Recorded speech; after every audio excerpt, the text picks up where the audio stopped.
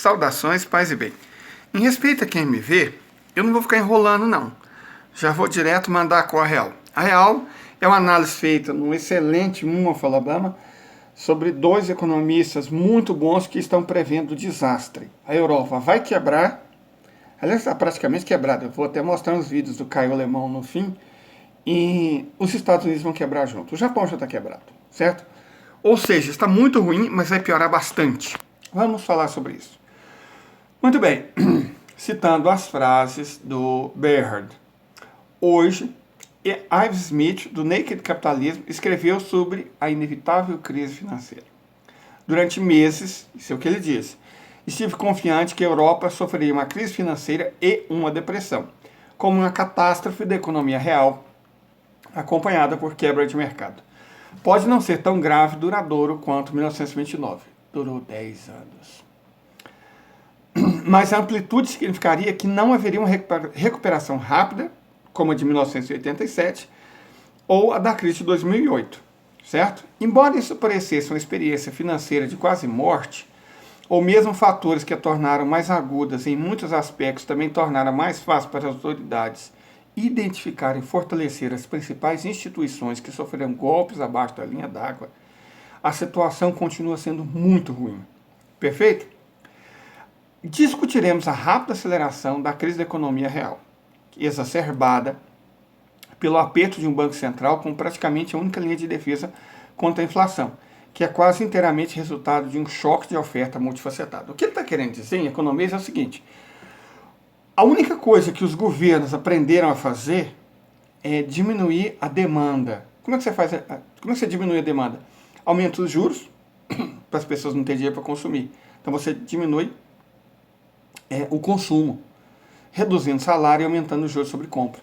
Então você prejudica os trabalhadores, prejudica os consumidores para que o capital financeiro continue rachando de ganhar dinheiro, certo?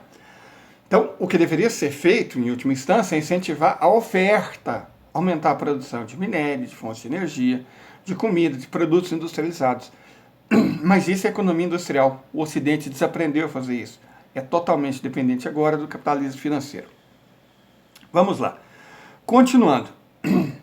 Desnecessário dizer que o Banco Central americano, FED, elevando as taxas de juros, que Bernanke reconheceu como necessárias em 2014 para domar os preços dos ativos borbulhantes, mas depois perdeu a coragem para continuar o serviço, não faz nada mais para obter mais fichas da China ou curar magicamente funcionários afetados pela Covid para que eles possam aparecer e trabalhar.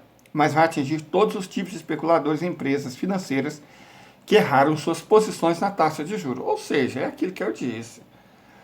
Não vai aumentar a oferta de produtos industriais, que são feitos na China, não vai aumentar a oferta de energia, então não vai reduzir o preço, certo? A única coisa que vai fazer é diminuir o consumo, de fato, certo? Sem aumentar a produção.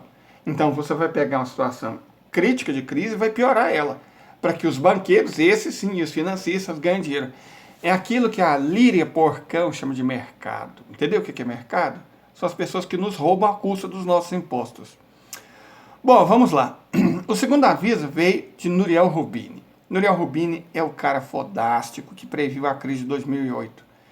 Ele previu com todas as letras. A base da análise dele se assenta em 3 pontos. Sinais de uma crise de dívida que está se formando, com a economia caminhando para o pouso forçado. Uma recessão profunda e uma queda de 40% do mercado de ações até o final do ano está acontecendo, gente. Só olhar o desempenho da Bolsa de Valores. Parece que ela cai todos os dias, correto? Não só aqui, como nos Estados Unidos e em todos os cantos do mundo. E ele também alertou para uma ampla gama de choques que terá efeitos terríveis nas economias globais. Desemprego, redução do salário, miséria, fome. Para que os banqueiros não percam dinheiro. Isso é importante. Os banqueiros não podem perder dinheiro. Ok? Bom, há sinais de uma crise de dívida que já começou a tomar forma. E um pouso forçado da economia antes do final do ano é agora o cenário mais otimista. Roubini, que ganhou o apelido de Dr. Doom por suas previsões pessimistas sobre os mercados e a economia, acertou para uma crise de dívida inflacionária iminente por cerca de 1 ano. Anteriormente, ele previu que isso levaria a uma recessão no estilo Frankenstein até o final de 2022. misturando os piores aspectos da estagflação dos anos 70 e da crise financeira de 2008. Vamos explicar isso rapidamente. O que é estagflação? É quando você tem inflação, mas a economia não cresce, certo? No momento que a economia brasileira estava explodindo, houve um certo aumento da inflação, porque é natural, né? A indústria não consegue acompanhar a demanda do mercado. Mas agora o que está acontecendo? Vai ter uma recessão profunda, normalmente em recessão os preços caem, mas nessa nós temos uma recessão profunda com os preços subindo. Por quê? Porque essa crise não é financeira, essa crise é industrial, é produtiva. Países como o Brasil, que por conta da Lei Candir, proposta por Fernando Henrique Cardoso, do PSDB de São Paulo, e que não foi devidamente combatida pelos governos subsequentes, aliás, ela foi ampliada pelo governo do golpista Michel Temer, do MDB de São Paulo, e de Jair Messias Bolsonaro, nosso colega seguidor de Bafomete, né, que é do PL do Rio de Janeiro.